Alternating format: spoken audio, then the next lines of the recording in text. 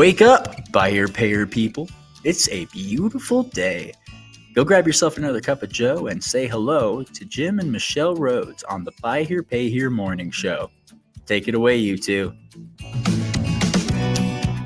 Good morning, everybody. Hey, it's Friday, right? It is Friday. Okay, just making sure. TGIF. Yeah. That used to be a thing back in the 80s, Yeah. 90s. I think goodness people still it's say Friday. it. Yeah. Thank God. Well, I know it's your Friday. mom's got a group of friends that they call them the TGIF crew. That's And right. I mean, Jim's mom's, Yeah. She's 1,000 years old. So she's not love listening, her. so Love her. Yeah. It's just so cute. Yeah. That they get together and they drink wine and they paddle around in a pool and do all sorts of fun stuff. So Yeah, they're pretty fun. Friday. It's the last Friday of May. Yeah. June is like the year has gone by so fast. It's been a busy year. It's been a fun year. We've had a lot of fun stuff going on personally and professionally. Yeah. But we were just chatting with Brent, who's our guest today, behind curtain number one. Behind curtain number one. Yeah. And talking about Memorial Day festivities and we've got to figure out what we're gonna do. Yeah. So Memorial Day is Monday. We will be broadcasting on Monday. So just everyone, you can put your mind at ease. That's right. Yeah, that's right. We'll be here on Monday. So just relax and hope you guys have a great weekend. Just pipe in, let us know where you're listening from, and good morning, George. Yeah. We'll be releasing our schedule for next week. We know we have on Wednesday, we have Tommy Brandis joining us on the eve of his 31st anniversary and in business in the buy here, pay here industry. So we'll look forward to that. And then we'll send out notification on the other topics for next week. Yeah. And I think that we've got the following Wednesday, Scott Allen. Yeah. Will be joining us. Well, we have to wait to get the go ahead from NIEDA. We've already cleared it with his schedule. And so we felt like, there's going to be a change of the guard in June at NIEDA. And we just really wanted to be able to showcase Scott. Yeah. Express some gratitude publicly. So for sure. Exactly. So anything before we... No, just that's really it. Today's guest, folks, are tuning in to hear from Mr. Brent Carmichael. I am too, because we got a lot of interesting stuff to talk about. Oh, man. We've had a really interesting week. And the dealers that we're talking to, we're kind of picking up a common thread. And so I'm interested to hear from Brent on what he's experiencing out there in the buy here, pay here space. Yeah. So shall we bring him in? Yes. Hi, Brent. Hi. I before we started the show, I was like, Brent, I always just so enjoy having you on the show. So Brent's he's a pretty good guy. Stories. Yeah, he's got great stories and just some really good banter back and forth and communication. Really appreciate all the stuff that he does. I got to tell you, Brent. So let's remind our listeners, Brent is 15 years with NCM as a 20 group moderator, consultant, advisor, dealer, of many years before that. So he sees a lot of stuff, talks to tons of dealers. And so I first wanted to find out, Brent, I know you don't necessarily run any groups, right, that are new car groups? I do. You do? I have a Kia 20 group that I'm doing now. So I'm just wondering what your perception is, because I kind of want to start at the top with the franchise folks. It's like, what are you seeing out of them? Are the inventory recovering? Are they doing numbers again? Like, what's happening with them?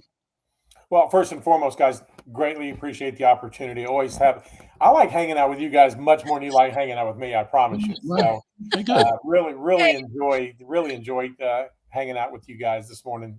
And as always, you're starting to see a little bit of inventory come in, and you're starting to actually see it in their grosses.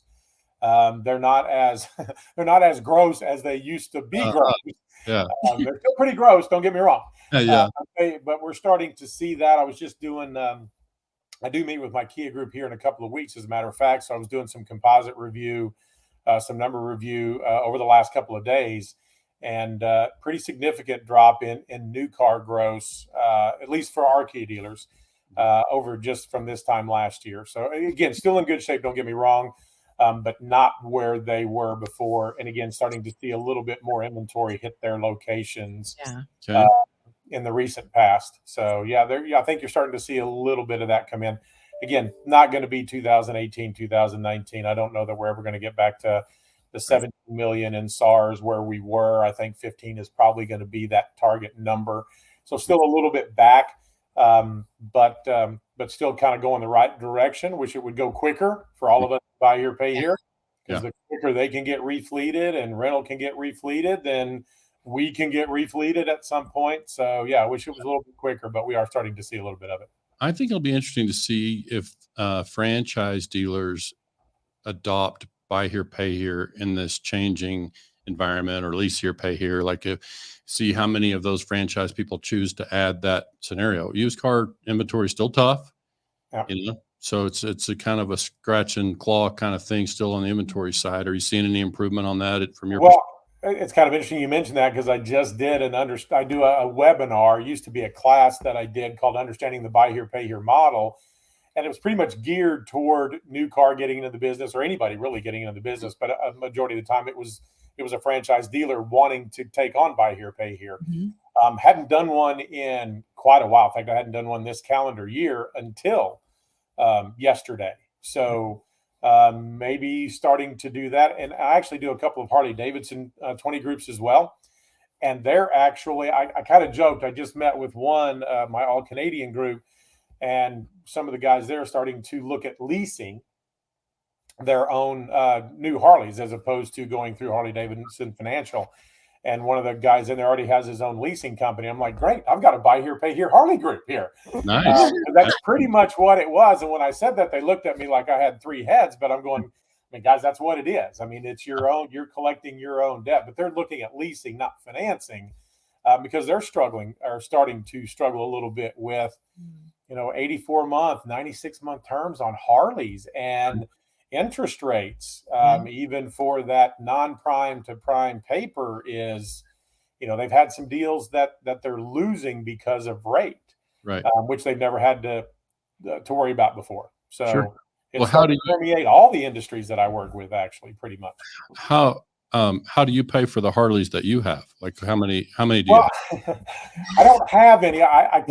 I kind of mentioned to one of the groups that I might, have to get one. Right, get one. And then I showed him my calendar, and I said, guys, I would love to. I would buy one tomorrow if you can show me on this calendar when I could ride it. Sure. Because this was going to sit in my driveway a majority of the time. So what I'm doing now is I'm just buying T-shirts from every Harley Davidson dealer that I have. And that'll be my way to kind of do the next time we have you on the show, you should wear a Harley Davidson T-shirt.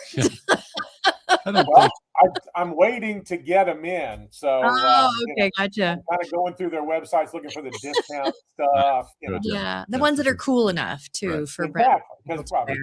Yeah. But I mean, it's Harley Davidson. All of them will be cool. So, But, one of these days, if I can find some time in my schedule. I had a motorcycle when I was a kid, so wouldn't mind having one again. And Janet's actually, my wife, has expressed interest, and she, it'd be kind of fun for us to do. Again, just kind of look at that calendar and go, okay, it'd be 3 times this year we'd get to ride it. Yeah. So let's talk about Buy Here, Pay Here. I think that's what, probably some folks tuned in to hear about. And I'm interested to hear your perspective. And maybe it helps for us to share kind of what happened this week and why I kind of was prompted to talk about this. I told Michelle this morning, I probably could have called this topic or our name of the episode, borrowing-based pressure or something of that nature, because we're starting to talk to, and I talked to several dealers this week, and there was just a common thread. We talked to a number of them that are, I won't say nervous, but they're being proactive about the pressure that they're feeling, and they're concerned about, delinquencies. We're seeing some of the news that says delinquencies, across the spectrum are on the rise, which is not surprising. We've tax refund money drying up. And so you've got that happening. Which is a normal thing. It's a normal seasonal thing. But now if you start to see delinquencies spike at a time that some of our folks are kind of on the edge with their borrowing base to begin with, cost of cars are up. And so, we're just seeing dealers that are feeling some pressure around that. And I'm wondering kind of what you see. We've obviously been through periods like this. I mean, I was a dealer myself through the '08 period. You were moderating for much of that stretch. And so I wonder, what do you see from lessons there? What are you currently seeing that is kind of your perspective on delinquencies and kind of the near-term outlook for buy here, pay here?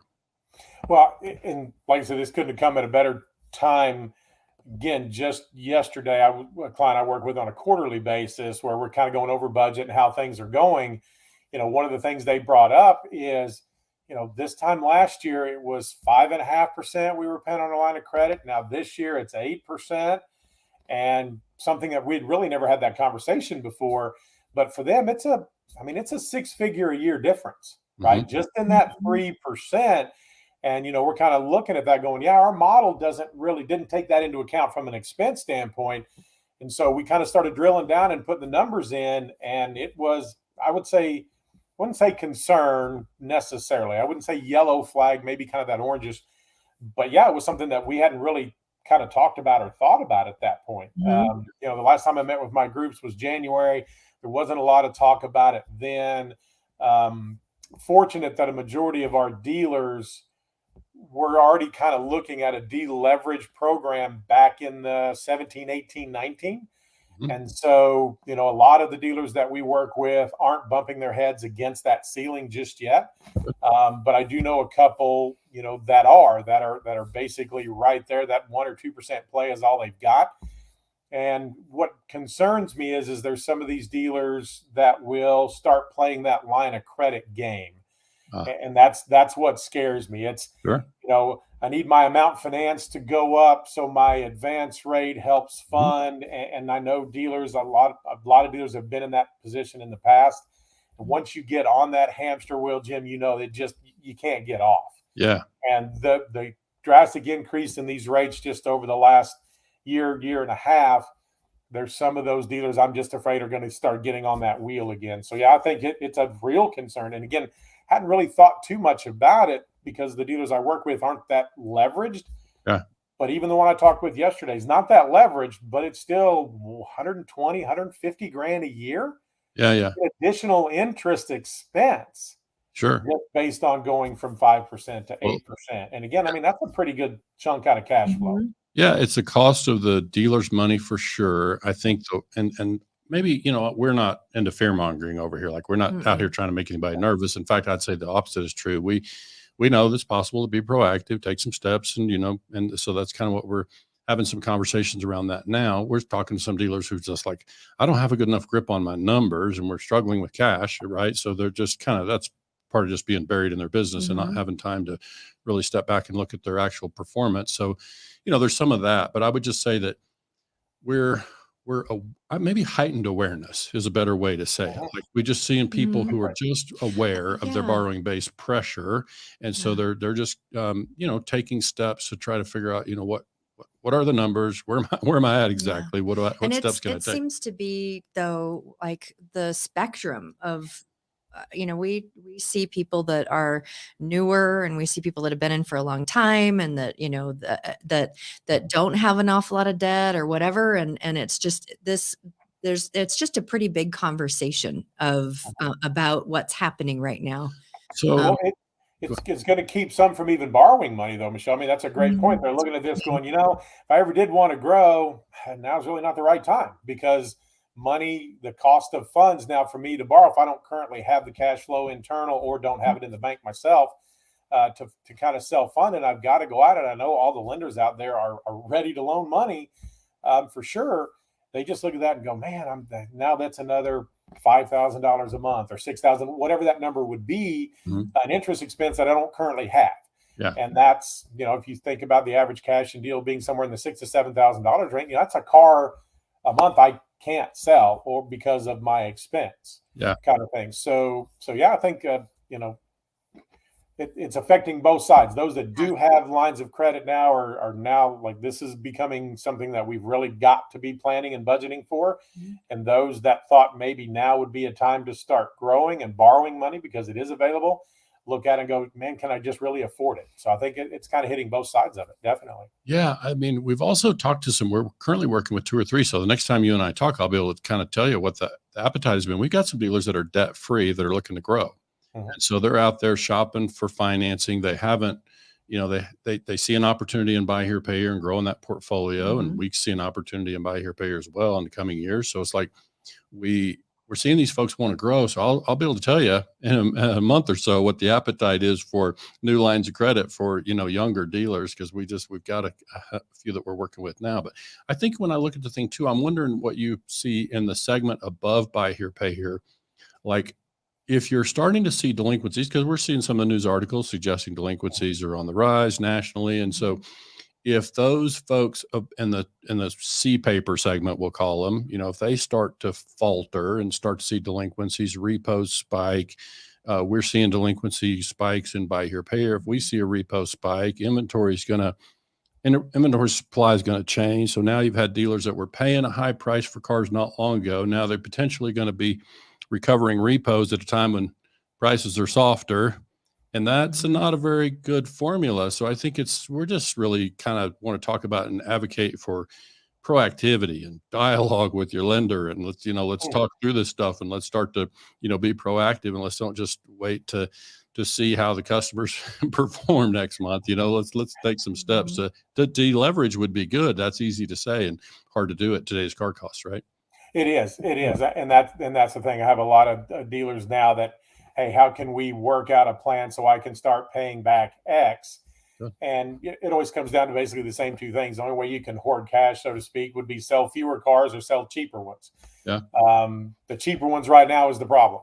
Yeah. Because we just know they're not there or they're really, really hard to find. And if you do find them, then the recon cost typically drives them back up anyway at that point. So then your only other option is to sell fewer. So it's counterintuitive. You can't grow and build cash with the current cost in our environment at this point. So, we've always historically, when I first got into the moderator side of the business, back in the day, Jim, they taught us for every dollar borrowed, you should be able to generate $3 in receivable. But then again, cars were $3,000 and $4,000, right? So you were generating an $8,000 or $9,000 receivable off of that. Now we're lucky to get 1.5. Yeah. When you're a $7,000 car and about a $12,000 amount financed on that receivable that you're getting out of that. And so, man, we've just got to be so much better at buying the car, selling the car, collecting the car. And from your lips to God's ears on the delinquency for that next segment up, that they're going to start getting concerned about this at some point. I'm not hearing anything from the independent used guys that I work with as far as not being able to get paper placed. Some have come a little bit more restrictive. It's not necessarily in the quality of the paper. It's more in the structure of the deal itself, and that maybe they're capping a service contract sale price or a gap price. I mean, they're not really hitting them anywhere else but outside of that. But nothing, unfortunately for buy here, pay here, fortunately for the independent guy, nothing that's really causing anybody to kind of turn tail and run, so to speak. Credit unions are still very, very aggressive and still very, very active out there. So there's not a whole lot there. And as far as our delinquencies are concerned, I'm still seeing, you're talking about a seasonal average, they're still at or better than 18 or 19 levels. Yeah. So I still think we're comparing some of our portfolio performance to 2020 and 2021 or even early 2022 when things were really, really good performance-wise because of obviously the hourly rate raise for our customers and the free money. So I'd really be interested to see 2024 compared to 2023 as we start getting into that as being probably more of what we would call, bad cliche, new norm coming up. Well, I think it's not a bad cliche. Yeah. We said it for so long, right? All of 20, this is the new norm in 2020. Everything was the new norm in 2021, and now we're in 2023 going, now this is the new norm. That was the old norm, and this is the newer norm. Newer norm. It's the newer norm. We'll start calling it 3.0. Maybe we'll go with that. 3.0. This is the Friday norm, right? So, there we go. Right. So. Yeah. No, I think, I think Brent, throughout my career, I just have have shied away from any kind of prognostication. Like I have just not really talked a lot about outlook. I've kind of just said, look, I expect buy here, pay here to stay the same. But now that we've experienced COVID, and now that we're seeing kind of uncommon level of inflation, I think we are facing kind of unusual times. And my sense about it, just from a 10,000 foot view of buy here, pay here, but we're also obviously in the weeds a lot with buy here, pay here. I think I foresee a correction. I hope it's a slow correction, but we paid a high price for cars for a long time. There's different theories about how quickly used car inventory is going to recover.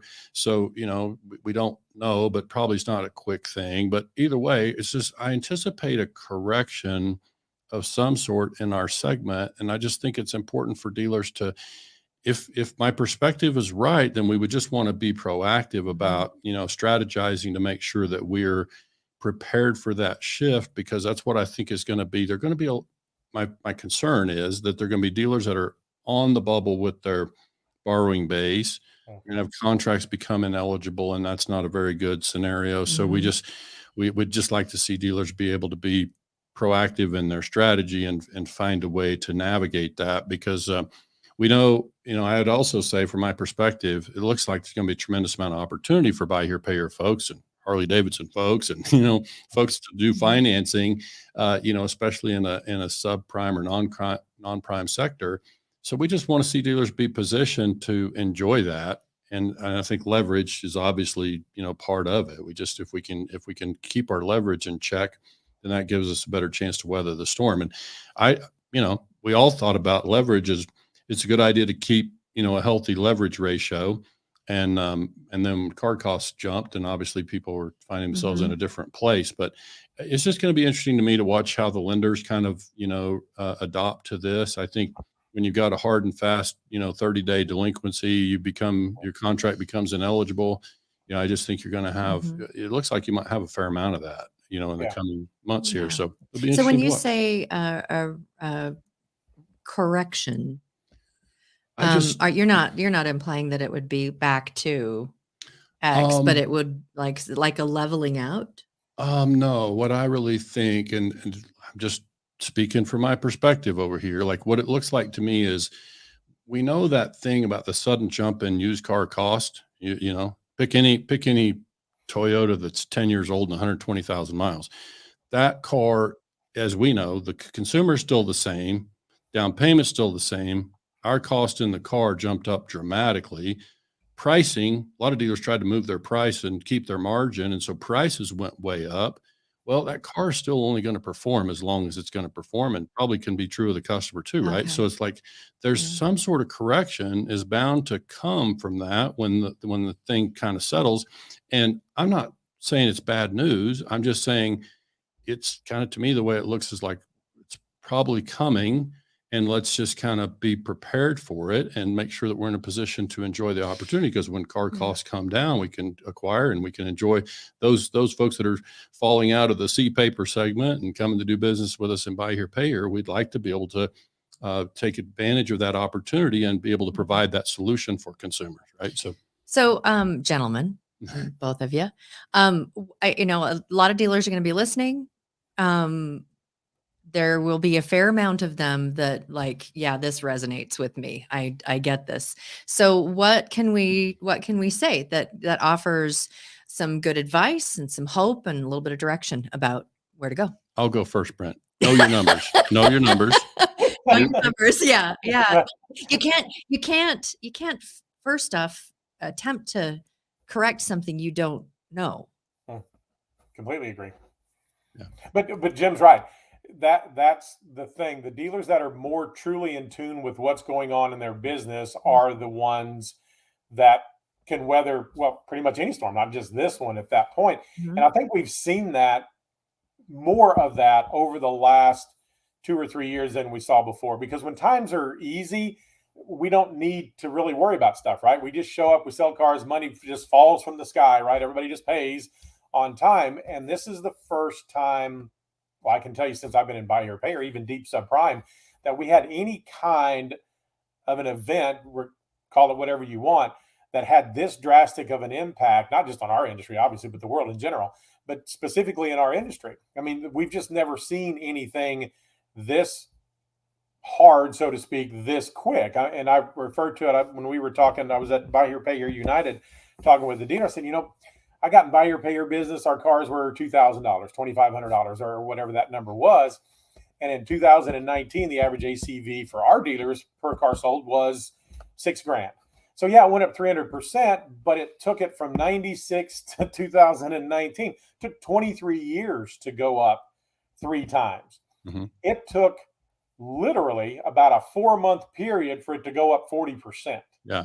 Yep. And we've never seen anything like that drastic. And again, since basically our business is predicated on the cost of car, regardless of how you look at it, cash flow, risk, whatever you want to take a look at, for that to switch that quick, that fast, I don't know that anybody necessarily was truly ready for it. But the positive was I saw a majority of the dealers that I know and that I've worked with didn't start chasing that model. Just say, okay, look, I still have to sell 60 cars a month no matter what. So yes, I'm going to start paying $8,000, $9,000, $10,000 for a car that was 4, 5, 6, 40 months ago. They just didn't go down that rabbit hole, which was really good to see, because I've seen trends in the past and all the years I've been doing this. And you have too, Jim, when the next bright, shiny object comes along, we just chase that. No matter what it is. I mean, you see dealers that just, I've got to do that. I mean, I have to do that. And kind of Katie bar the door. How does it affect my model? Oh, well, we'll figure it out in 18 months when these things either repossess or they don't repossess. There was more of a, hey, let's kind of, you've heard me say it before, optimistic pessimism, right? I'm going to hope for the best, but I'm going to prepare for the worst, and just stop and take a look at this and go, okay, so let's say I go to $9,000 ACV where I've been 6 in the past. And okay, well, if my charge-offs stay the same frequency wise, now what does that look like from a bottom line, a profitability standpoint? And does that make financial sense to do that? Again, how does it affect my borrowing base? Sure. So like I said, very, very positive, Michelle. And again, been to a couple of conferences now, some state association stuff, 20 group meetings, and that there's a lot of positives out there that dealers are so more in tune with what their business is actually doing now. I mean, they're using phrases like my rolling 12 average, and I'm going, wow. I mean, I've never heard a dealer talk too much about a rolling 12, maybe bowling when we're going to roll with 12 and bowling, but they're talking about it and they're looking at those numbers and understanding truly what they mean now for their business. And I'm not talking about just the bigger multi-location, the guys you would assume 70 million, 100 million. I'm talking about the single point, 6 employee, 25 car a month guy is taking the time to look at that stuff as well. So a lot of positives out there. Me too. I'm seeing that too. We're definitely talking to some of those folks who are definitely, figuring out their numbers. And so we're working on that. In fact, a couple of things I can share. One, you've agreed to join us on August 1st, which we're always grateful to have you come and co-moderate with us. And it's part of why I wanted to make our next live stream day on this subject of deal structure, because I think it's going to be really important. I got to tell you, Brent, I'm struggling over here as an analyst and, somebody's looking at these numbers, because we're trying to help dealers figure out what is the adjustment that I should make in my pricing model. Cost of cars are up. We heard at our last live stream, a lot of the experts say less gross is going to perform better. All these things, like we're trying to help dealers find those answers so that they can.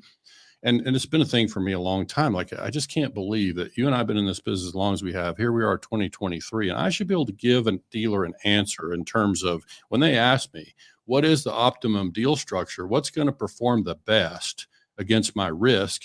And I just can't give them a good enough answers, and so the data's out there. So I hope between now and August 1st, you and I can pull together enough data that we can start to help dealers see the stuff for themselves. See, we don't need to draw conclusions for them. The data is the data. And so we can try to show them, here's what the data supports in terms of, and obviously we're coming off a weird period, but we're going to try to find enough data to help dealers, make a judgment for themselves, because this is important stuff. It's like, this is business saving kind of decisions for a lot of these folks. And so I think we want to try to, collect as much information on that as we can. And then one other fun thing I'm doing in the month of June, I'm going to issue a June challenge, and we're just going to ask dealers to just get inside their software and figure out if they can balance their own principal in the month of June.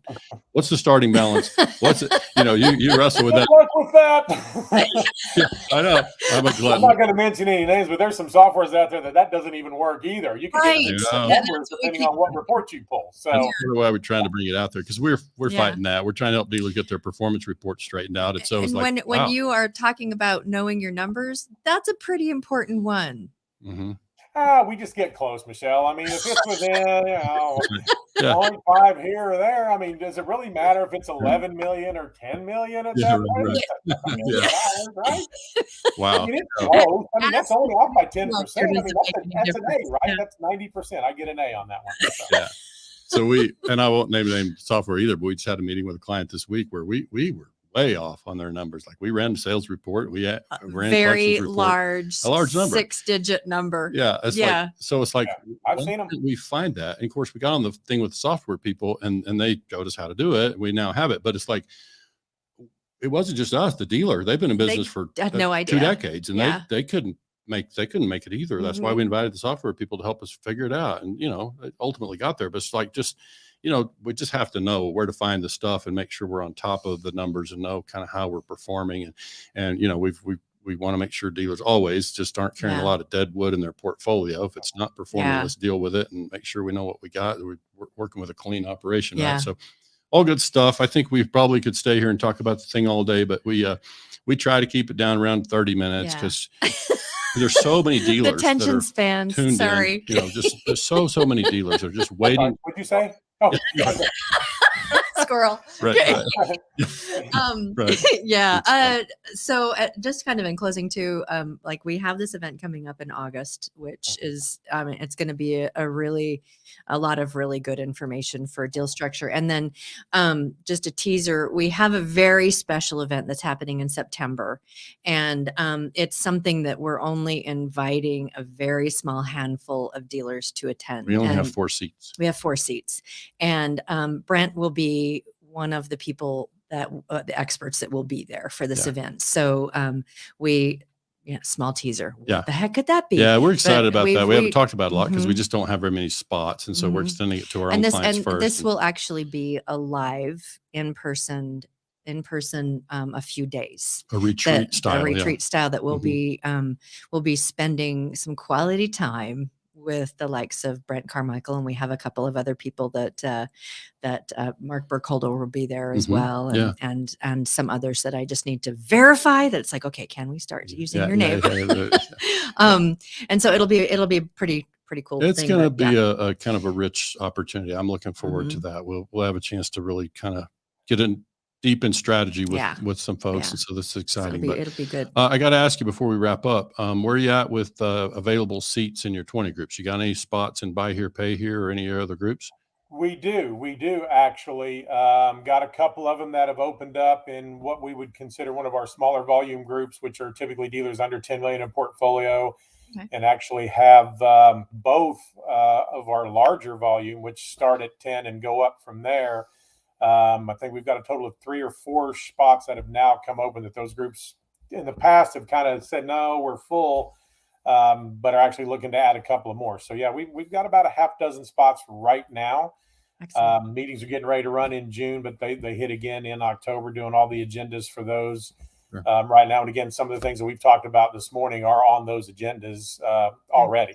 So our frame of mind, deal structure being one of them. So when you mentioned that, I think 3 of the 5 groups I've got meeting in June have moved. We do what's called a deal structure analysis in October, typically, where we kind of just audit some deals, and they've all moved those up to the June meeting because they're just like, we can't wait till then to see this. We need, to figure out what we need to be doing now. So we'll definitely, by the time we get together in August, have gone through a meeting cycle with some more information. Typically, we wouldn't have it until October. So now we'll have some of that data to talk about in August. So that'll be good. So, let me just say, I have always used the word prestigious when I talk about NCM. I think they've been doing 20 groups since the 40s. They've been doing buy here, pay here a long time. You've got somebody who's very experienced in Brent as a moderator. And so if you're looking to get plugged in and get some information from Who peers, wouldn't want Brent to be your moderator? Yeah, that's right. Well, there's about 200 and something of them out there right now that might answer that a little bit differently. Depends. After the meeting is when you don't want to ask them. Yeah, right. They like me then, and then we get in the meeting room, and maybe they don't like me. Start beating them up a little bit. Yeah. No. So Brent's name is on the screen there. You can find him at bcarmichael@ncmassociates.com, right? So if you're interested in one of those group seats, reach out to him. And I always just say, look, talk to Brent before you choose a spot. If you're thinking about a 20 group, then and we know the benefit of those. Just if you're looking at one of those, then by all means reach out to Brent and check out availability. And NIADA's 20 groups as well. Just kind of get a feel for where you're going to fit the best. And so like we are advocates of, I mean, a 20 group period is a really good tool. And again, just out of, I am as well. And like I said, I was in a member back before it was NIADA's LEADM. I was a member of both a LEADM and an NCM group. If we don't have room in one of my groups, then I would refer you to NIADA because I just think you need to be in a group. Yes, absolutely. Whether it's ours or NIADA's, doesn't matter to me either way. I just think you need to be in a group because of just the benefit of having access to 17 other consultants, I guess, to a certain extent. When it comes to your business, somebody that's kind of walking the same path that you are. So yeah, firm believer, whether it's us or NIADA, either one. Excellent. Awesome. Well, as always, we're grateful for you lending your expertise and your time and your perspective to the morning show. So thanks for coming over. And if you'll stand by just a minute, we'll say so long to the others and come back. Always appreciate it, guys. Thank you very much. You're welcome. See you in just a sec. All righty. Good stuff. Yeah, really good stuff. I don't mean to sound like a buzzkill this morning. I know I sound kind of negative and I'm not trying to be an alarmist. I'm just saying, let's prepare. There's a ton of opportunity around. So let's make sure we're healthy and able to enjoy it. When we were talking about doing this subject, I was like, and it's the month of collections. And so this is the reality of what's happening. And so it's going to put a little bit more pressure on our collectors to help get the dollars in to take care of. Well, we need to know how that portfolio is really performing, make sure we're optimizing performance. That's going to help on our borrowing based stuff. So if you're looking for a little bit of help on looking at your portfolio, doing some modeling, kind of get an idea about what's going to be coming in and out with the new numbers, feel free to reach out to us because we do cash flow modeling. And if I don't have the answer, I'll ask Michelle or Brent. So it'll work out. We'll find he'll know somebody to send you to, because that's one of the things I've really appreciated working with Jim is that he doesn't try to make up an answer. If he doesn't have an answer, he'll send you to where to find every time. It does. It really, really does. Okay, so thank you guys so much for joining us today. Happy Memorial Day weekend. We will see you on Memorial Day, and we hope you guys have a fantastic weekend until then. Thanks so much for joining us, guys.